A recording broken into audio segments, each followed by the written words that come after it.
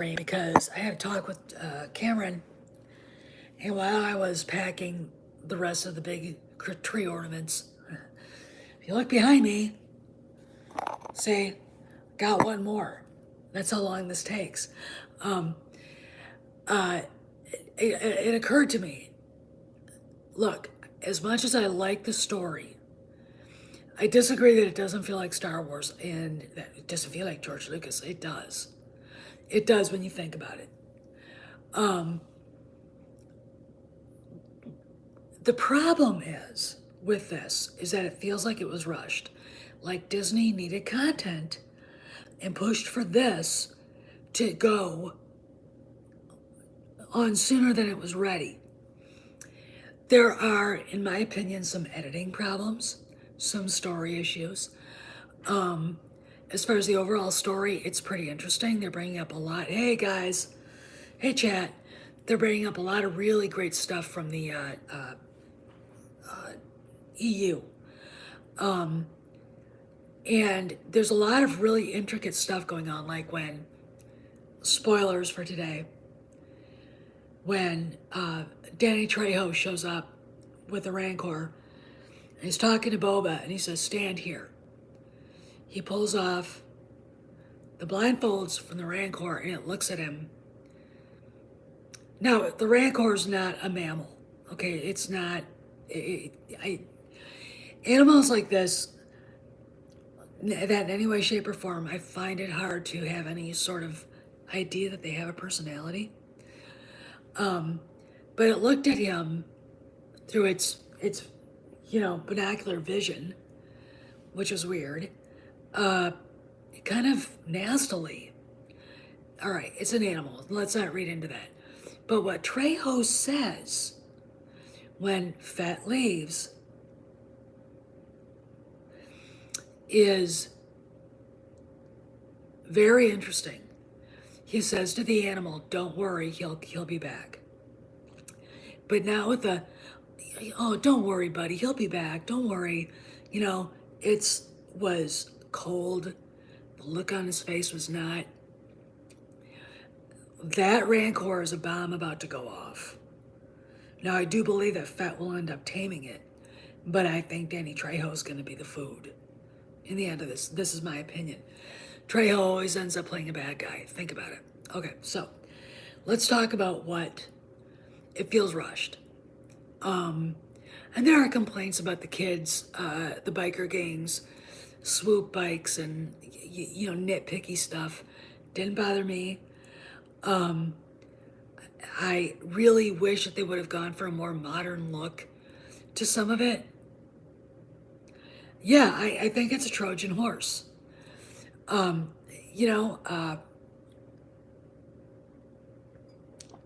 this is good, by the way. Robert Mondavi. It's a red blend, aged in a rye barrel, so it's got a different kind of taste. It's good, but it feels rushed. It feels like the editing. There's something missing. And I think there are scenes missing it. There's information that probably should have been in episode 1 and 2 that would have made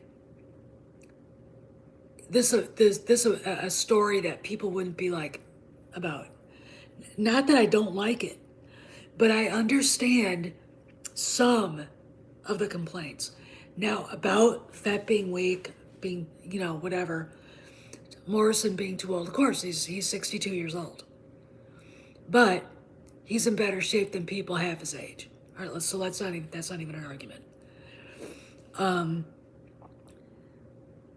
You have to consider what he's been through. And a lot of people aren't doing that. I really think, and I agree strongly with Scorsese and Coppola and others, that these comic book superhero movies have really hurt the cinema. People are, it's like the shiny object is in front of your face.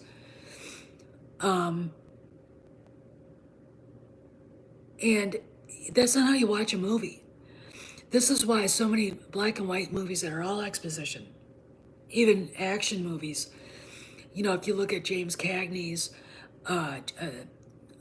gangster movies, they were all exposition. These people would get bored out of their minds within 5 seconds. You need exposition in sci-fi fantasy in order to put the story forward. It is first a story you want to tell. Second is the effects. All right, the story and the actors come first. The cinematic stuff, the cinematography, what you're doing with green screen or whatever. Then you've got the effects. Okay. Then you've got the action. All right. If you look, I mean, when a friend of mine, Troy Picelli, says the original trilogy would not have withstood the scrutiny, and he's right. He's right. I can't imagine today's audience watching Han and Leia argue in the hallway. It's one of the greatest scenes in movie history. All right, you know they're in love with each other, but today's audience can't comprehend that. They don't recognize the mating dance. Okay, what we're seeing is somebody who's gone through physical torture inside this monster that is, hey Kev, or Thomas, that is like miles long. Okay, the Sarlacc isn't just that mouth with whatever. It is enormous. It is, what did I read? Where did I hear? It is the pit of Carcoon housed the biggest Sarlacc on Tatooine. All right, so if you get swallowed by that thing, you could be a mile over here by the time you got pushed to where it wanted you. Okay, that's how big it is. So we're dealing with entrapment, claustrophobia, the fact that the enzymes in the stomach not only eat you from the outside in, but it puts something inside of you that eats you from the inside out. That it literally can entrap the consciousness of other beings it trapped. Like in the EU, Boba Fett had a conversation with a Jedi that had been swallowed by the Sarlacc. And this person actually basically acted like it was the Sarlacc talking to him. And Fett thought it was. Okay, this is really deep stuff. This is why the Bacta tank is in there. Okay, again, there should be an explanation. He should tell Shennick Fan, my lungs hurt. I'm not, there's other, come up with something. Because in the EU, he suffered not only from liver failure, he was suffering from cancerous issues going on, and the Sarlacc took a leg off him. Okay? He missed a leg when he crawled out of that thing. The bounty hunter Dengar showed up and saved him.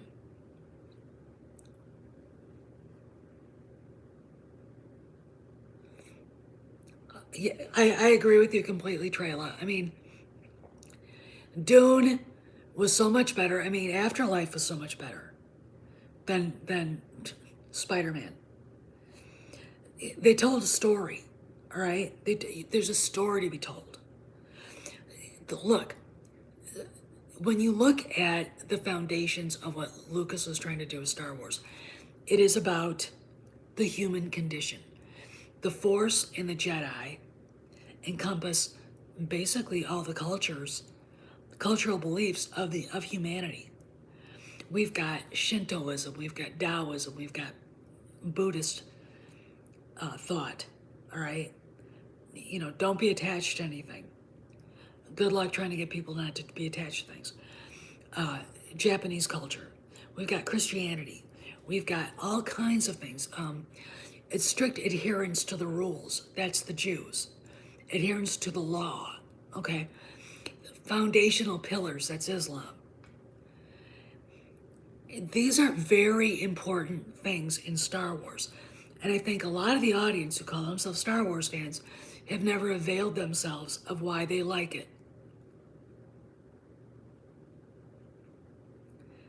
Yeah, I mean, but she didn't find him. You know what I'm saying? She didn't find him. I mean, here's another thing.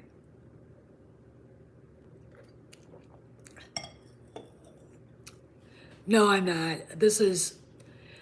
It is basically Robert Mondavi. It was on sale. Don't laugh, it's good wine. I know my wine. And it was a red blend, which is one of my favorite kinds, but it was aged in rye barrels. And it's good. It's really good. So I suggest if you can find it. It's on sale here, and Rudy got a bottle, and it's really, really good. So I say buy it. Get some if you can find it. Anyway, Tamara Morrison played Jango Fett. It's really good, Thomas. It's really good. Jango Fett was the clone donor of all the clones. Hey, Xenofet, he only wanted one thing, besides, his paycheck from, I think, from Count Dooku. He only wanted one thing. To have an unaltered clone of himself. That, guys, is Boba Fett. Okay, so when you look at him and say, well, they should have cast somebody like Jeremy Bulloch, he's a clone. If I had my clone standing next to me, she'd look just like me. Okay? She'd be me.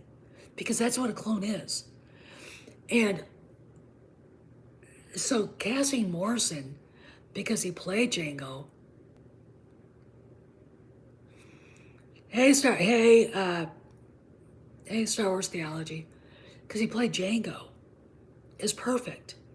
I mean, you kind of have to stick with people. Look, here's the deal. If they didn't cast him, and they cast Danny Logan or whomever, people would have complained. Okay, I for one was like, good, Tamara Morrison. First off, I like him. He's balls to the walls, crazy Maori. Second of all, it's a salute to the prequels. Okay, and especially the movie that gets most maligned, Attack of the Clones. Okay. And when you look at Jango was a bounty hunter, and no, I think that Trex, what you want him to do in this episode? Fall on his knees and bawl like a baby? You know how they call him Beta Fett? Then they would have been right. Guys like him don't cry like that. They don't emote. They act. And this is a different kind of Fett. He's not going to go, we haven't seen what he's going to do. All right? And because we only got to the part where he went back to the village, saw everybody was dead, and saw the K in Huttese written on that tent.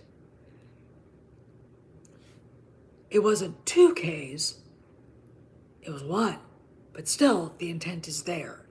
Now, what did Doomcock say yesterday? Oh yeah, it was. It really, really was. Maze is right. When he witnesses the Clitonians with what they are, that word starts with a K, kill that farmer, and then put those Huttese symbols on that house, that was blatant fuck you to Kathleen Kennedy. That was a blatant fuck you to her. Okay? And Lars Hagman saw it. He saw somebody else talking about it, put it on Echo Base Network, Facebook. I did a video. I sent all of that stuff to Doomcock. I sent it to Cameron. And Doomcock did a video. Look, anybody with the brain who is that deep in the lore knows what that was. Okay, there are people working at Lucasfilm right now that hate what's going on with Favreau and Filoni. Don't like it. They want the woke shit. They know what that was. They haven't said a word. All right, do you think that if they had marched into Kathy's office and said, they just mocked you, she'd have fired them both in a heartbeat?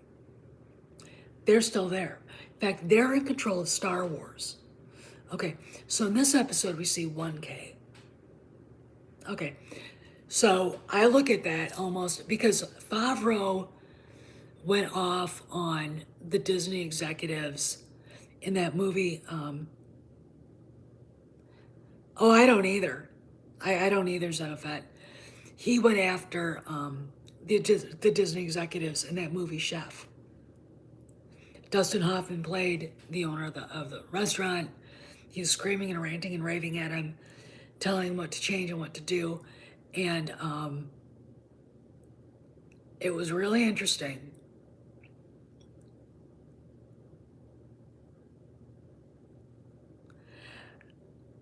Oh, I know what they're saying. And I'm like, look, you know what? I think they're cool.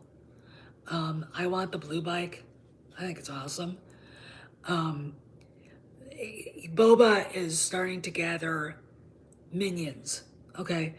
Somebody, yes, he was. Danny Trejo was great. And Latino Slant and Mikey are like, they were so happy.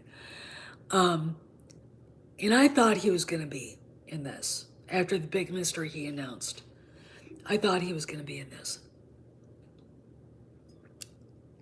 Anyway, I don't want to be on too long, so I'm going to be on for another few minutes. Um, so Favreau makes this movie, Chef, totally mocking executives that fucked with him when he made Iron Man 2. Okay? So he is now mocking Kennedy, and he's mocking through the Clintonians people like Pablo Hidalgo and everybody else. All right. But I do think that Iger forced them to get this out there sooner than it should have been. Okay? Disney Plus is in dire need of new content to bring in more subscribers. I'm gonna be brutally honest. Nobody will be Netflix. Nobody. These movie studios that want streaming, they're not gonna be Netflix. Netflix is huge. Okay. I don't particularly like that company because A, they're too woke. B, when the consumers bitched and complained, rightly so, about cuties and they refused to take it off, I won't. I've been told I have to see Cobra Kai. I'm not going to subscribe to a company I think peddles in that stuff, if you know what I mean. So, no, I'm not going to do it. I don't care. First off, I was never really a Karate Kid fan. I don't care for it. Second of all, I am not going to go against my values to that point. Going back to Disney Plus after Gina got fired or let go is a little bit different than, oh, they have, that stuff on there for a certain group of deranged, evil people to think about, with people not of their age. But I don't care. I want to watch Karate Kid. I'm not doing it. I'm not doing it. I don't care. All right. That I draw the line. Okay. So, but they're not. Disney is not going to be Netflix. Netflix has been at it too long, and they've got a system down. Okay. You have to have stuff brand new almost every day showing up on your streaming service to keep people wanting to come back. Okay? It doesn't work really well when you've got, all right, you know?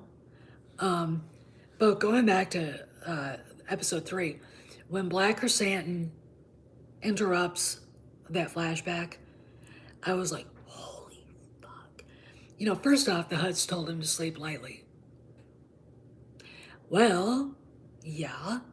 You want to ask, how the hell did that, 7.5 foot tall creature that weighs 500 pounds get the hell get into that temple?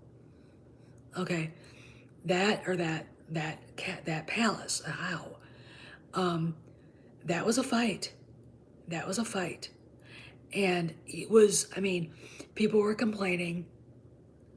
I haven't seen The Expanse, and I'm not interested. I don't. I'm very um, kind of, it really has to hook me. I mean, I watched Dune and I thought it was good, but I'm not gonna like freak out about it. I mean, I was waiting for Ghostbusters Afterlife and I cried. I mean, it was perfect. It was a perfect introduction of new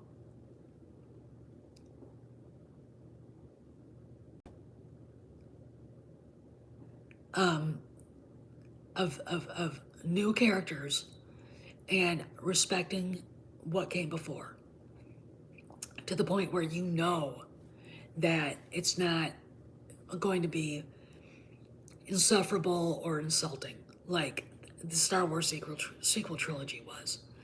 I mean, the sequel trilogy. The only reason why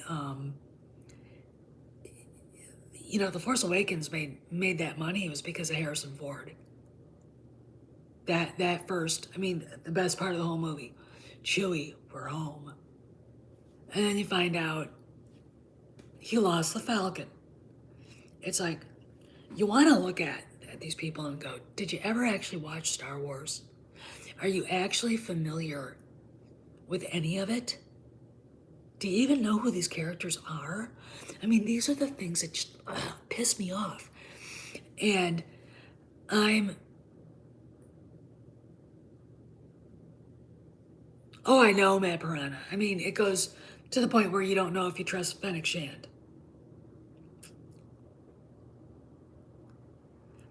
Yeah, I agree with that.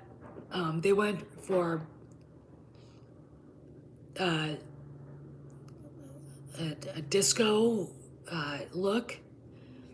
Um, punks, punks aren't clean. They're not. Um,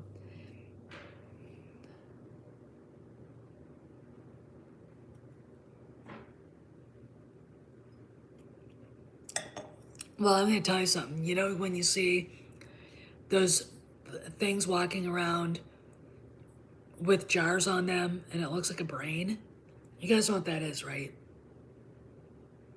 Hey, Deborah. How you doing, Mama Bear? You guys know what those are, right?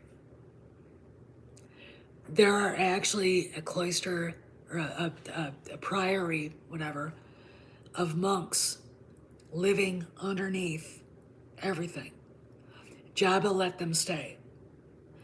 And they would literally take the brains, Bomar monks, and hey, netters, literally put them in these jars with nutrients. And these spiders, we saw them in Return of the Jedi. That thing that walked across the thing and freaked out 3PO, that was a Bomar monk. Maybe it was one of them. Okay, it could have been Fennec Shand. Would you trust her? It could have been one of the Gamorreans. I'm trying to think. I mean, who else is there? Or he just, walked in. Somebody let him in. Okay, so I wouldn't trust Shand. Look, if you look at what he's doing, he's been through all this stuff. He's going through physical issues. He's not the same man he was. So you got to take that into consideration. Second of all, he's put himself in a position. He should have just gone into hiding somewhere and just kind of tried to get him.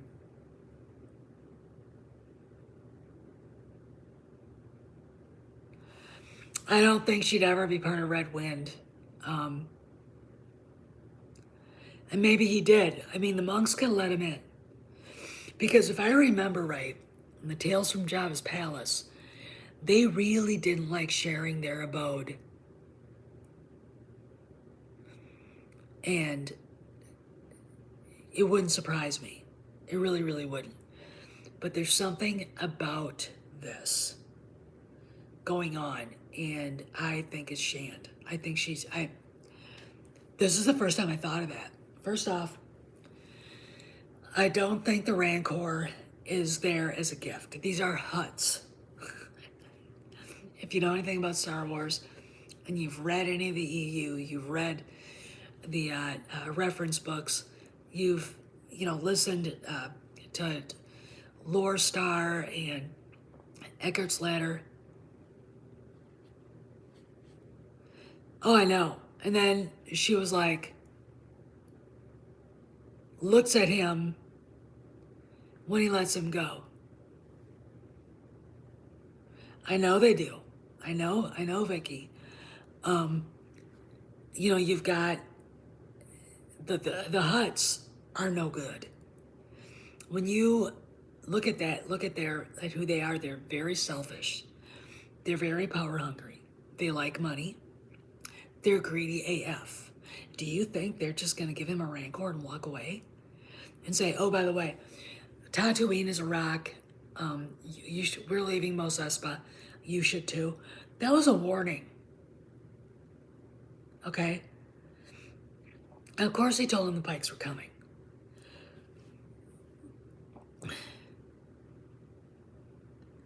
He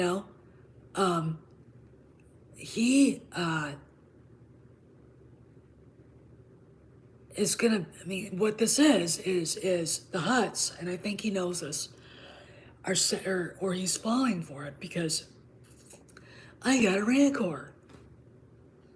A doggy, you took a duck. I would have said you can take the Rancor with you. Get the hell out of here. That's what I would have said. You don't trust a hut.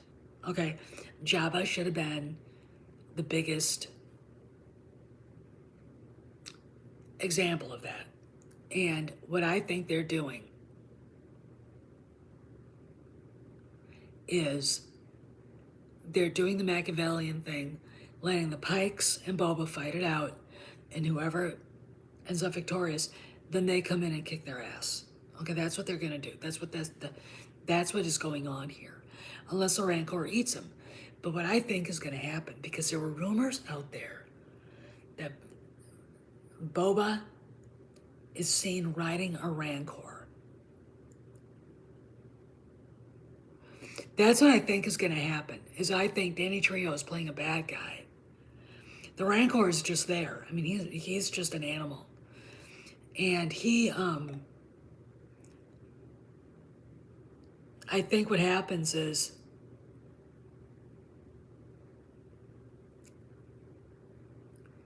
they're not going to bring back that skinny, scrawny, mousy. There's no reason to. There's enough. If they bring in another syndicate, it's going to be way too complicated. And then I go, I can't watch this anymore. Okay. I would be pissed off, because then they're just making it convoluted. They don't need her. All right? They don't, and I don't think they'll bring her in this. There's no, this is not that territory. So why would, if that syndicate exists in this universe, why would they be interested in something that was in HUD space? Okay? The way I look at it, the Huts divided their territory like the Five Families did in New York. Then you've got these other syndicates. It could be Prince Izor. It could be the Black Sun, which would be really cool. Okay. That I could, it would be convoluted. But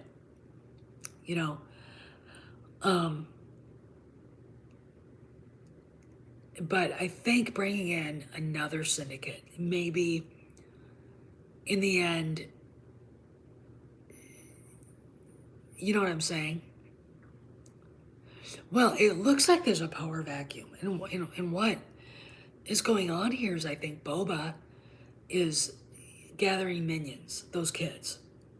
Maybe the Sand People. We don't know, because Black Chrysanthemum interrupted that flashback.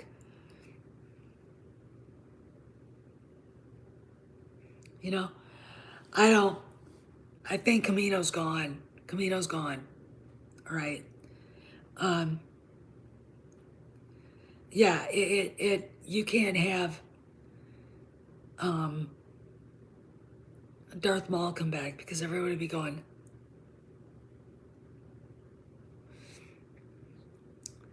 oh, I know Primeval. I saw that. I commented. I haven't talked to him personally about it. I know Han is going to show up. I know it. I know it. I know Han and Chewie in the last episode will be in it. And it'll be the last, 10 minutes. We'll all be going, cheering and crying. Luke and Grogu, maybe. Here's again. I thought Ben. Hey, Baz. Well, here's the deal. When you look at Fett, when he was a bounty hunter, he was a thug. I use the analogy of Michael Franzese, who was a capo regime in the Colombo crime family in New York. He was a mafioso. He was mafia. Okay, he was a racketeer. He was a shady businessman. Okay, did he order hits? I don't know. He'll never say, and it's none of my business. Then you look at Sammy the Bull Gravano. Sammy the Bull Gravano did have legit businesses. He owned clubs. He owned flower shops. He owned contracting firms. He also beat the shit out of people, strong-armed people out of money, robbed bars. He did a story about he and a friend went into a bar and took all the money, and they didn't even call the police. He's a thug. He's a thug that could have been both mafioso, but ultimately he was a thug. Okay, there's a difference. You're watching a transition because, oh yeah, they are. They really, really are. It's very interesting. I have not seen the conversation Michael had with Sammy yet.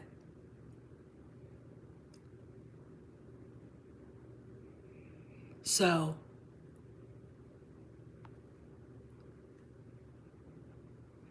well, Kev, at this time, if it's 5 years after Return of the Jedi, Leia's just pregnant. Now remember, you got Heir to the Empire. It's the main story.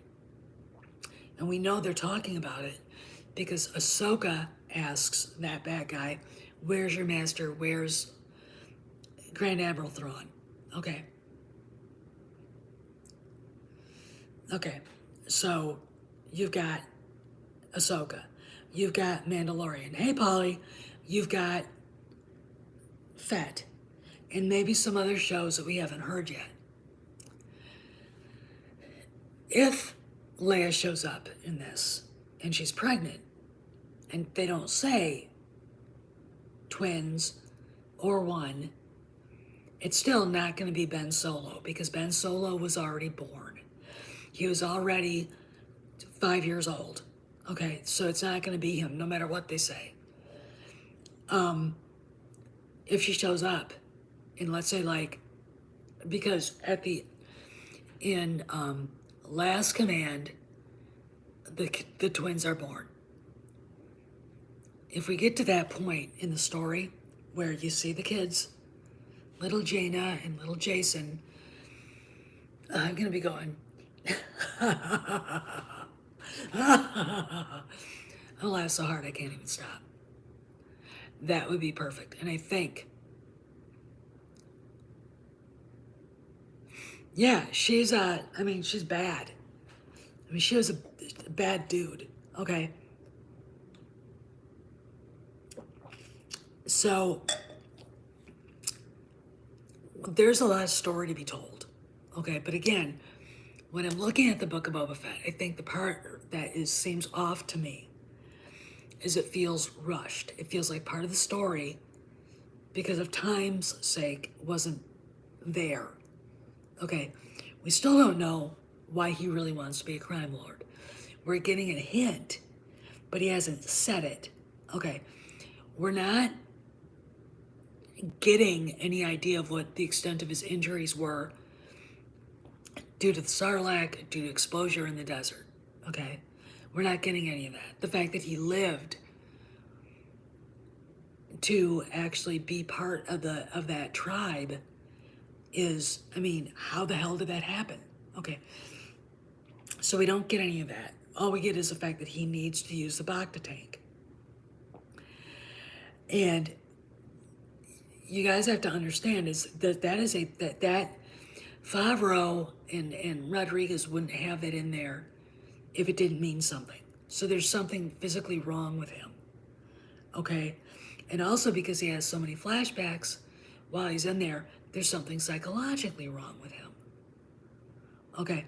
So this afternoon I did the Han Solo explanation about who he was and who he wanted to be and what he had to be to survive.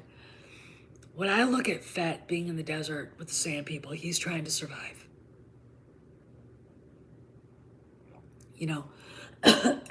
It is for some people. Now, some people, because I talked to Cameron in private about this, and I don't think he'll care if I mention this. I said it feels off to me because I feel like Disney pushed it too fast. I feel like it needed another few months of, in the editing room, doing this and doing that, whatever they do. He said might be because the shit that went down with Gina threw Favreau off. And this is not her show. And maybe they were adding or trying to add elements that would have been part of Rangers of the New Republic to that. But really, in the end, it's like just recast the role or don't use the character. Okay? There comes a time and a place, and I'm going to be Yoda, where not being attached to something is a good thing. And I don't agree at all with actors and celebrities saying anything in public about politics. It divides your fan base. It divides the audience, and you shouldn't do that. I've got a good friend who's an actor who's got a movie being released. Lionsgate's taking it for distribution, and it's called Wolfpack. It's about I'll shill it more later when I get more information. I don't have it on the tip of my fingers. You're not talking anything about politics, and it's great. It's great. I love to celebrate that talent. All right, why do it? Okay, so you have questions.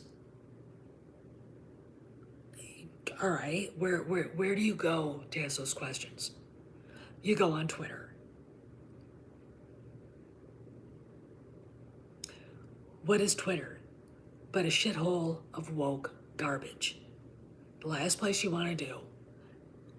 Last thing you want to do.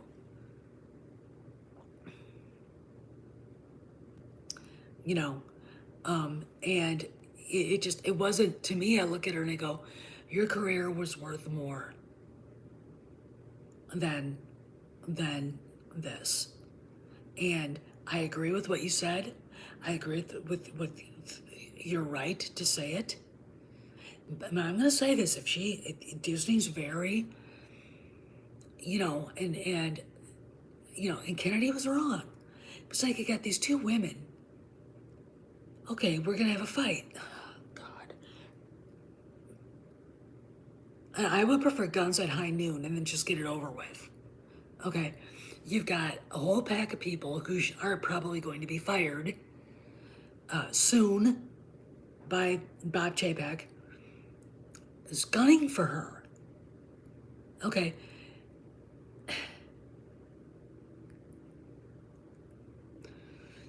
And it's like, you gotta let it go.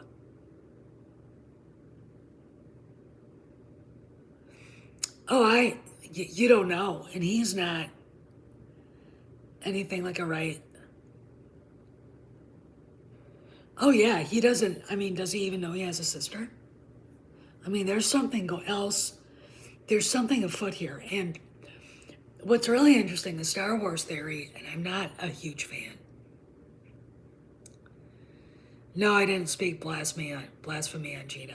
All right, I like her. I stuck up for her. I did videos. I quit Disney Plus that night.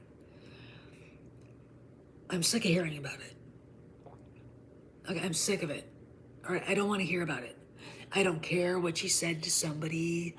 You know, the fact that she befriends people on YouTube, I think is. Oh, okay. Um, is the fact that she talks to people on YouTube. Maybe he has. I don't know. I don't know, Tom. It doesn't really fire me up because if I was her management team, I tell her get away from the fans. And the reason is this. Like I've said this before, Debbie, you know, I've said this. Nothing good happens, will ever come of a celebrity or an actor, a star, befriending a bunch of fans. Okay? It just doesn't. All right? Even if it's one. The thing about it is this, you start seeing power struggles. You start seeing ownership. And it ends up being uncomfortable, kind of gross. I've seen it get gross. And it ends up, you watch that famous person walk away. Okay? And that's it. That's what happens. And I am, you know, I'm startled this thing has lasted as long as it has. It's you know, there's a difference between a movie star sitting down and signing a bunch of autographs, okay, or you know, saying hi to fans when they're at a bar drinking, okay, and being cordial and cool.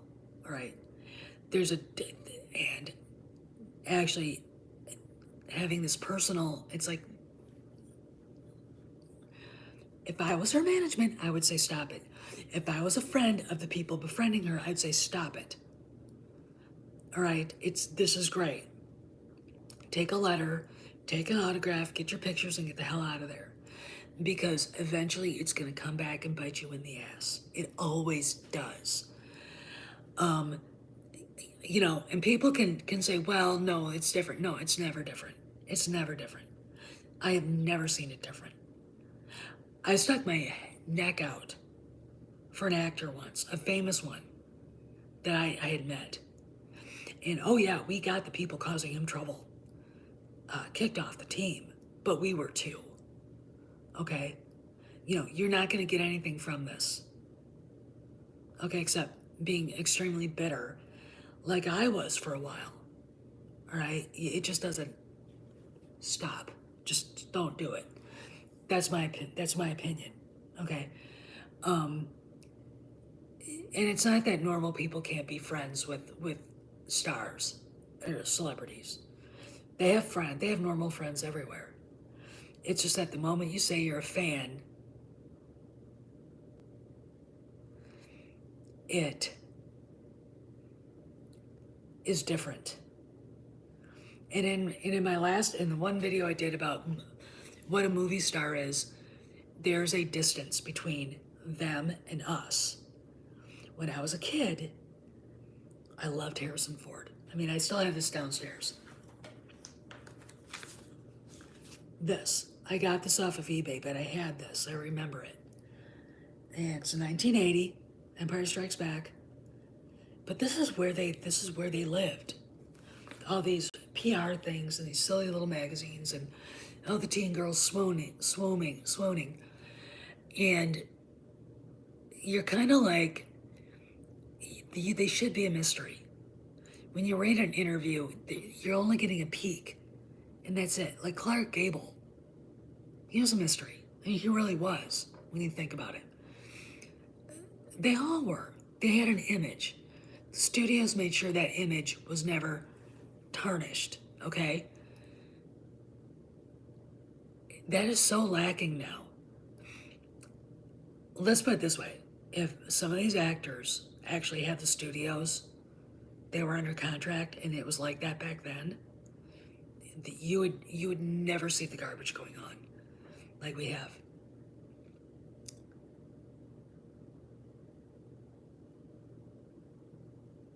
You know, and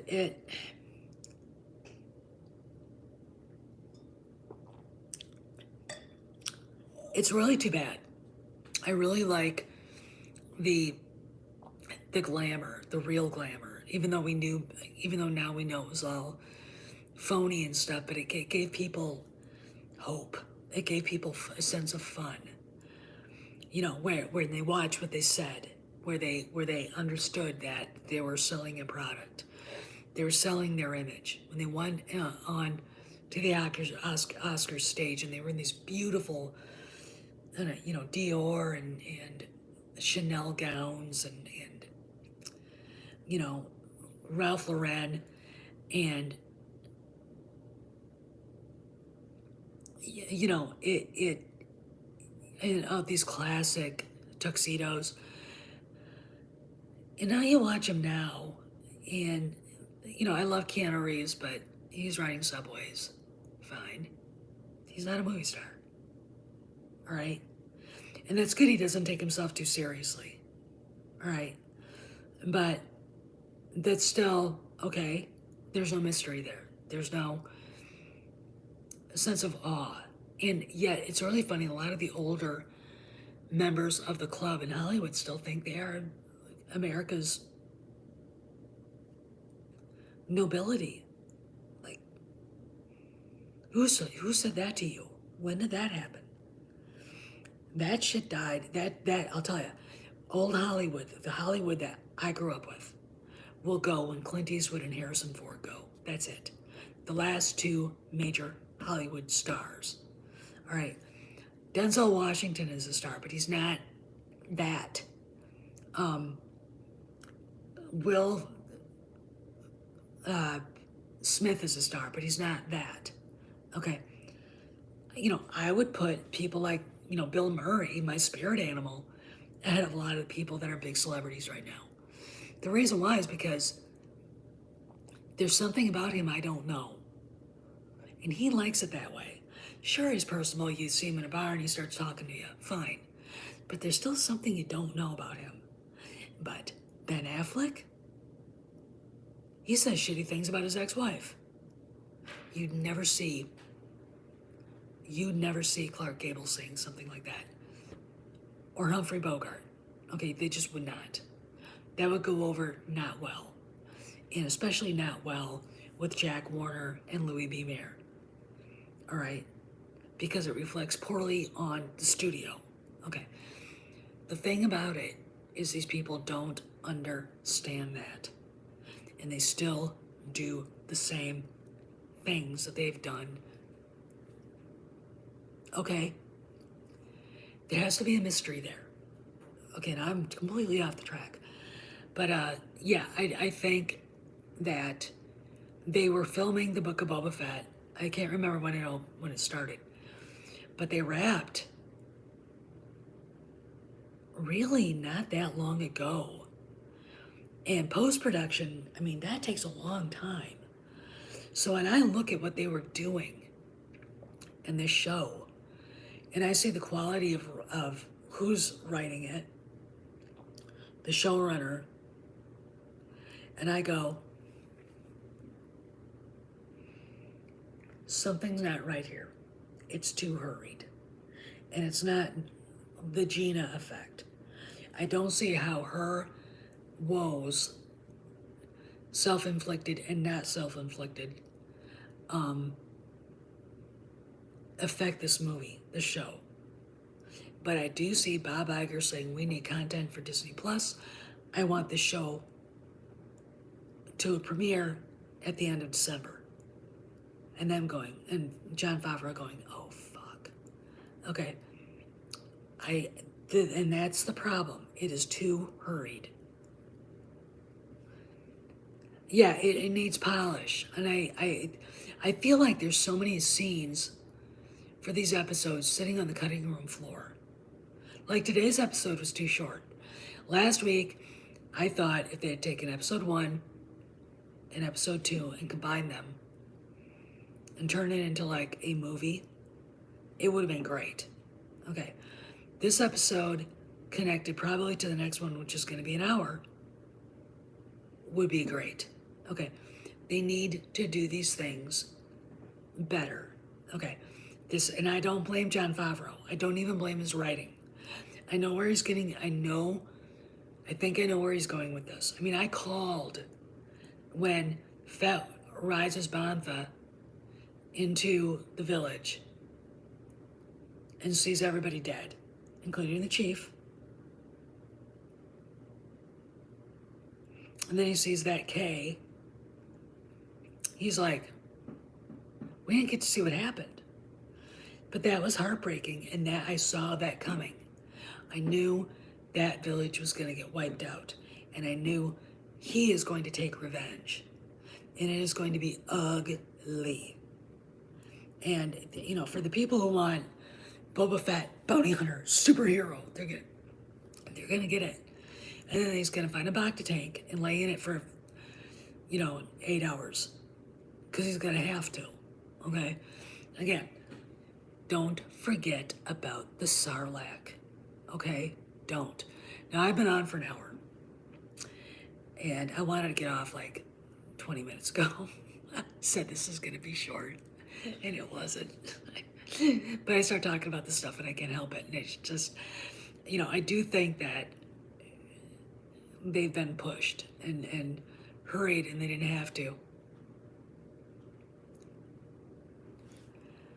I don't know if I do know. Do you guys remember this?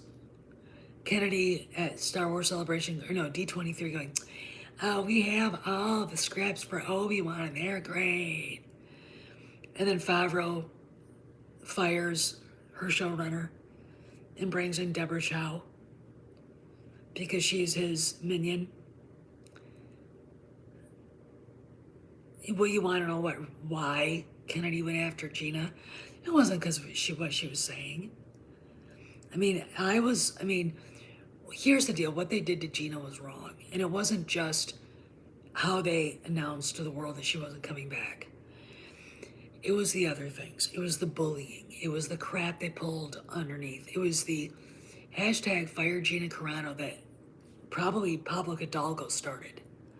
Okay? And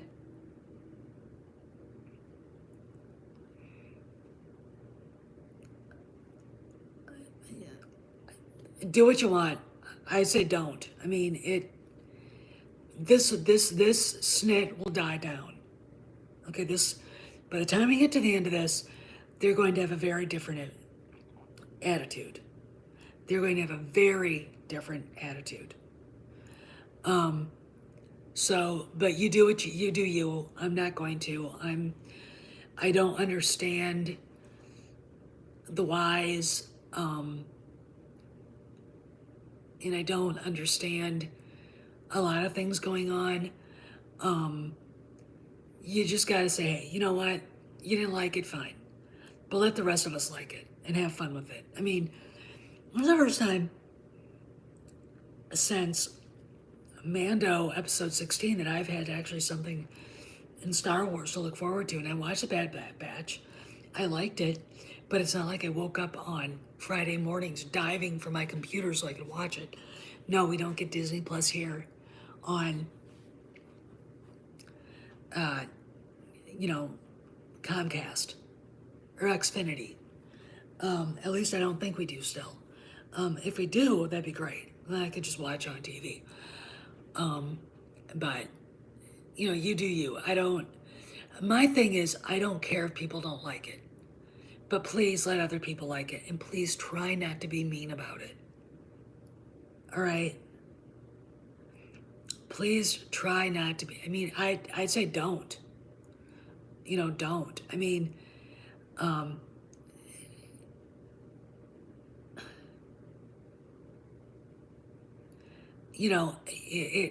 They need to let people like it, and they need to not be so harsh especially if they don't know the lore. You guys gotta stop it, okay? I'm friends with Nick and Coach, and I'm not happy right now. But you gotta let it go, okay? Let them be them. All right, by the time this is over, they will have a different attitude. Okay, they will be like, okay, fine, and then we'll probably hear people like Ryan Canal saying, why didn't they do that before? You know, and then they're like, well, this is a story. Have you ever read a book without pictures in it? I mean, my problem is the outrage, the aggressive anger. And every time someone brings up a lore point, which is happening in the show, you get shot down. Okay. My problem is the show has been hurried. The pacing is not as fast as it should be. We're not getting enough information, right? There's exposition and then there's exposition, and we're not getting the kind that I think the audience needs. Okay, I like it. I like the show. I like Tamara Morrison. Every right to have that role. I mean, he's basically playing himself again, from what he played in Attack of the Clones. Okay, so I don't have a problem with that. And I have a problem with the nitpicky stuff and the stuff about, the Rancor. Here's the deal. If you hang out with people that are angry just to be angry, they're going to rub off on you the wrong way. Okay? And there are people over there, we know who they are, that, rage and rage for no reason, for clicks, for money. Okay? EBN doesn't exist for that. They are fans of Star Wars.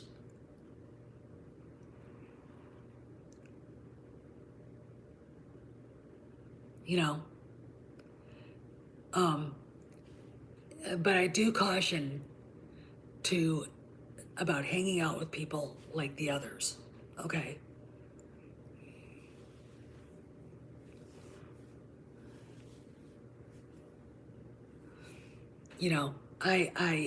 And it bothers me a great deal because at least one I know did not, and actually two of them did not tell the truth about some of the stuff that they were talking about. Boba Fett came out of the Sarlacc and kicked ass when?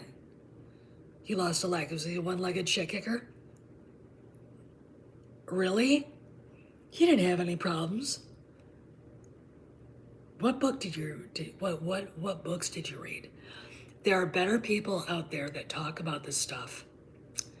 I think Meta Nerds, Eckhart's Ladder, and I think, a Star Wars theory, as much as I disagree with him strongly on several things, at least when he talks about the backstory, he knows what he's talking about. Okay? The stuff about Jango Fett, I didn't know he was actually been chosen to be the Mandalore. Boba Fett has a rightful claim to that now. I'm like, this could get interesting. Okay, then we have Din Djarin, who's like, please take the sword. I don't want it. Bo-Katan going, well, I can't do it until I kill you. Boba saying, I'll kill both of you. I mean, yeah, he does too. And that's the thing. If you're a Star Wars fan, you should take the time out to learn about it. Okay? I'm not saying go and read Joseph Campbell, but invest in a few EU books if you're interested in the subject. All right? Invest in a few reference books, not the handbooks, the Jedi Handbook and the Smuggler's Handbook. And, those were written during the Kennedy administration, and the fire pit was great.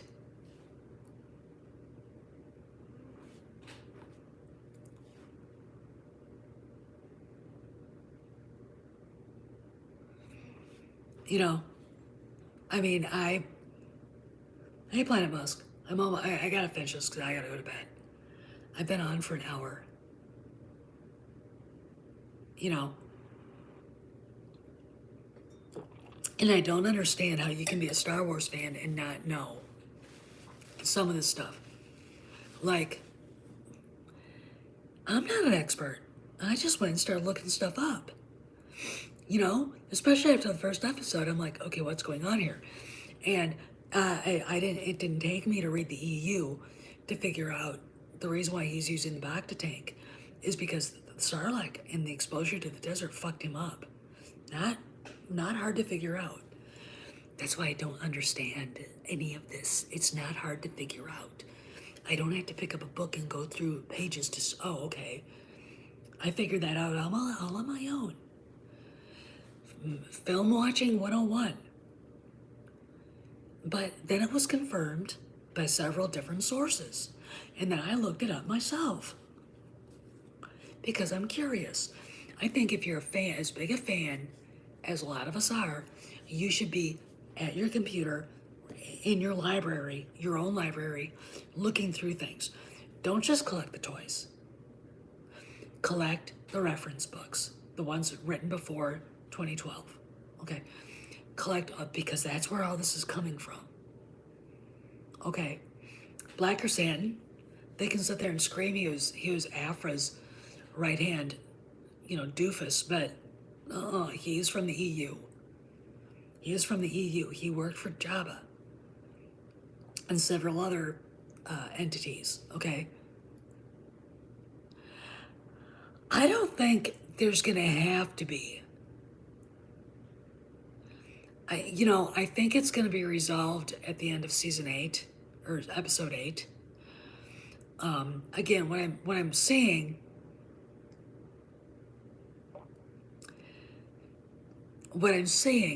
again, is dovetailing. The Book of Boba Fett opens after he was with Mandalorian, right? So we're after. Okay, we've got Ahsoka demanding where's Grand Admiral Thrawn. We've got Moff Gideon, at least captured for now. That cloning doctor and Grogu in the hands of the New Republic. What does this all mean? Okay, all right. To the people who don't think the sequel trilogy is being retconned, it is being retconned before your eyes. It has been retconned. All right. And it's the thing that everybody has to, get used to. And there are a lot of people who just hate Disney, who don't want it to be retconned, who don't want it to be good. But I'm going to tell them this. Disney is never selling Lucasfilm. So if you want Star Wars content, you either go curl up in your little cubby hole and read, some book from the EU for the 50,000th time and live in your own little delusional world with no new Star Wars content. Or, get, oh, that's cool, Planet Musk. Or support what's good and, bitch slap what's bad. Okay. Boba Fett, I'm going to say is good. I don't feel insulted. He's not gay. All right. They didn't turn him into a woman. All right. The same guy that played Jango is playing Jango Boba Fett. Okay.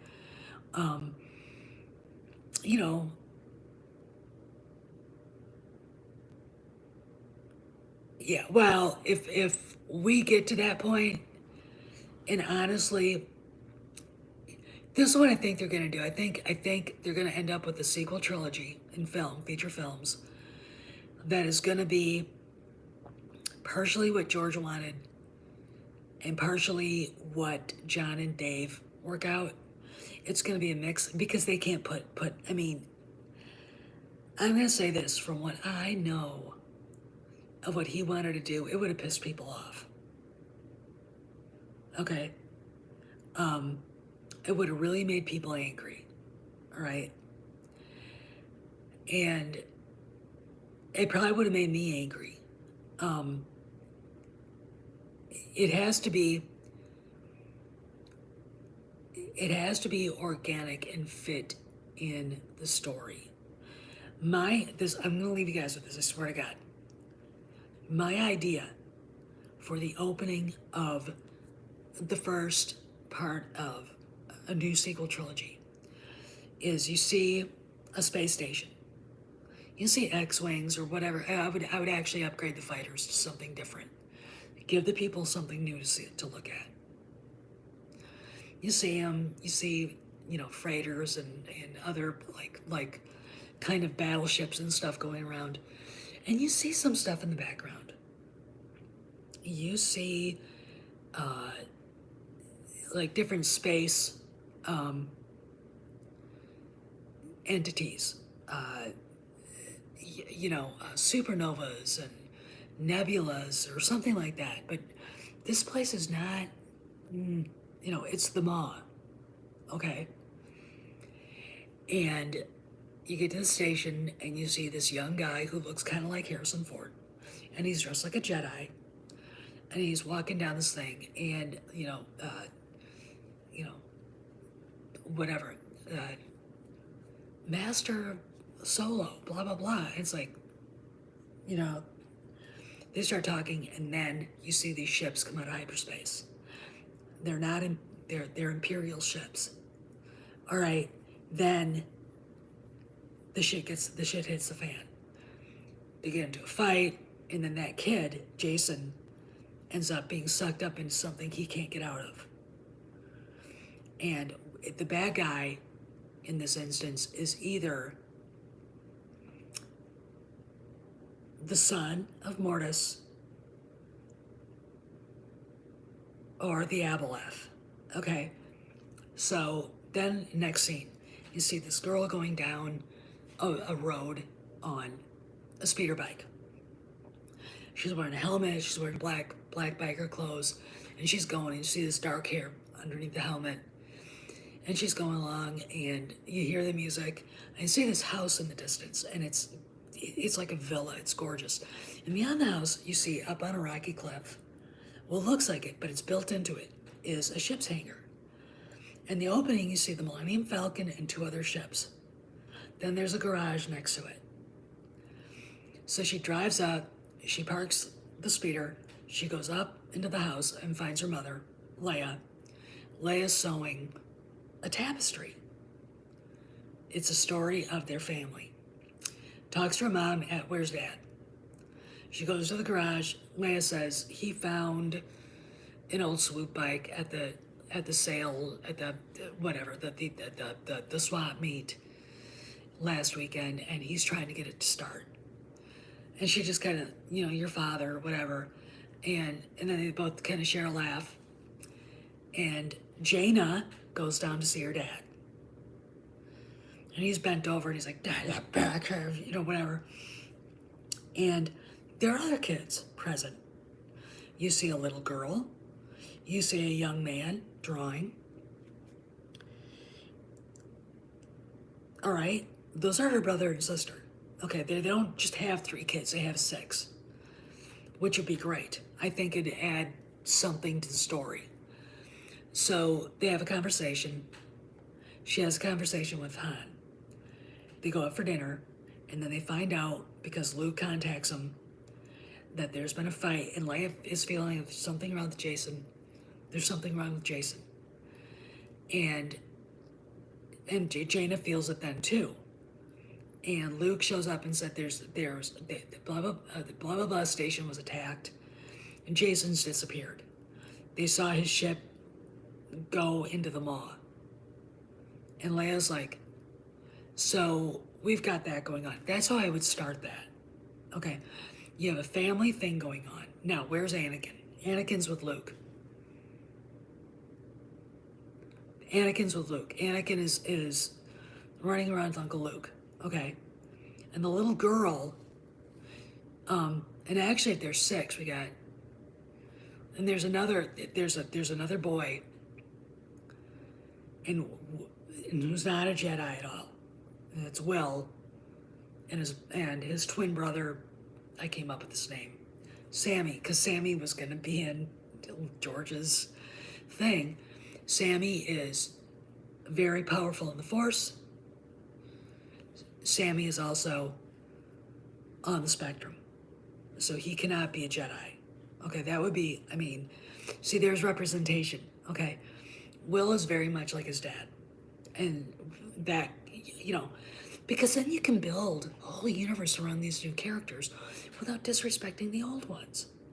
I have a vision of watching the final battle preparations and Han and Luke sitting on a bench, the Falcons just sitting there idle, Chewie's kind of standing around going, what do we do? And Han looks at Luke and kind of kicks him on the leg and goes, I think they need our help. I think they need our help. And Luke going, you know, Leia's going to kill us. And Han's like, well, what else is new? We can't just sit here. And there you go.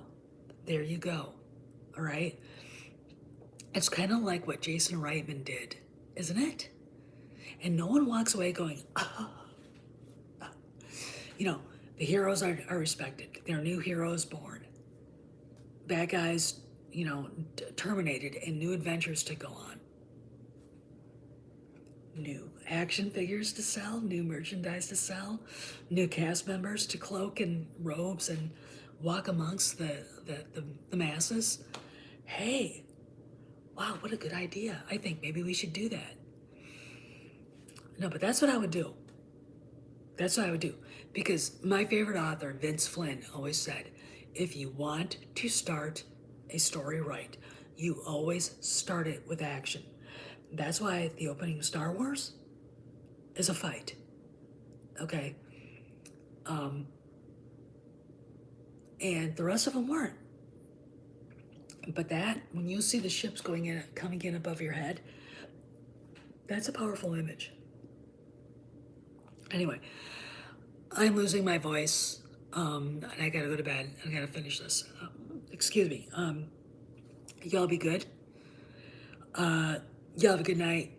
And if you liked Boba Fett and have, you know, like, I like it, but like me, just remember there's something going on here. And I'm gonna tell you something. Why wasn't Star Wars more featured on Disney Plus Day? Again, there's something going on.